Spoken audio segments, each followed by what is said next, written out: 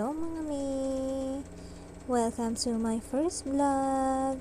So, ngayong araw po, isi-share ko po sa inyo na kami ay pupunta sa La Presa. Isa po itong strawberry farm. So, on the way na po kami dun at ipapakita ko po sa inyo kung gaano kaganda at kalamig sa strawberry farm. So, tara na!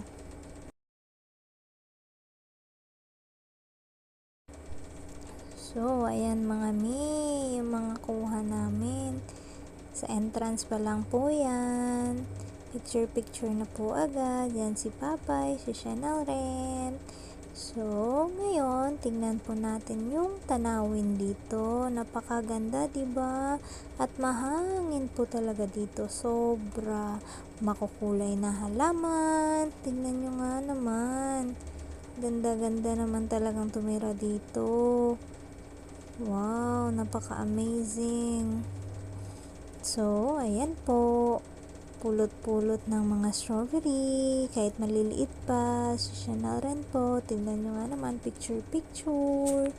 So, yan po pala yung mga kuha namin dito sa La Presa. So, ayan. Char. Si Papay naman po. Ayan. Picture. Ang lawak po talaga ng farm nila, diba? Tignan nyo nga po, oh. Sobrang ganda. So, dito na po tayo sa La Presa. Picture. Naka-short kahit napakalamig. Ayan. Sarap ng kuha namin dito mga mi. At sobrang enjoy kami. Kasi first time po namin nakapunta dito na Mala, Baguio City. Sobrang lamig po talaga dito. So, enjoy lang po kami dyan. While, picture na rin po. So, ayan. May nakalagay pa na La Presa. Ayan. La Presa, love you. Picture na naman po. Ang dami namin makakuha dito mga mi. Kami ni Papay. Ayan.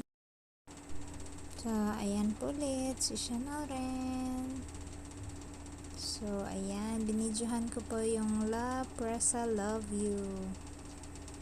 Ganda, sobra, diba? Ang lawak ng farm nila. Nakaka-amaze lang po talaga yung mga lugar na ganito, no? Ang sarap tumira dito, sobra. Magtanim. Yun lang yung gagawin mo, magtanim. So, ayan lang po mga mi. Pauwi na po kami. At alam nyo ba na marami pa palang magagandang mga farm dyan. So, yun lang mga mi. Thank you for watching. Bye-bye.